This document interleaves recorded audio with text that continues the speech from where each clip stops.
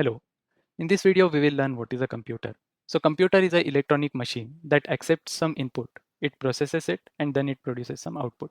So you can understand this by example of restaurant. Whenever you go to a restaurant, you give some order. That is like giving a input. Then chef will prepare it for you. That will be like processing. Whenever the dish is prepared, it will be served to you. That is like getting output. And similarly in restaurant also, there will be some items which will be prepared and stored for later use. So similarly, computer can also store and retrieve the data whenever needed. So every computer has some key components. So you'll understand those key components. So first will be input devices. Input devices are helpful for giving human input to the computer. These can include your mouse, your keyboard, etc.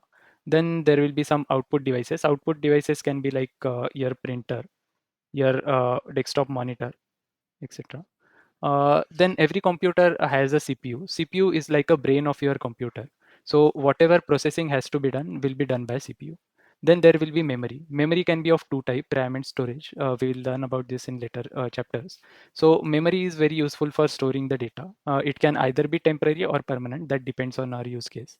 Then comes the motherboard. Motherboard is like a housing of all the components, like all the memory, CPU, all will be sitting on the motherboard, and motherboard will be common communication channel between those, and also all the output and input device connection that will also be on motherboard only. So this is a basic idea of computer.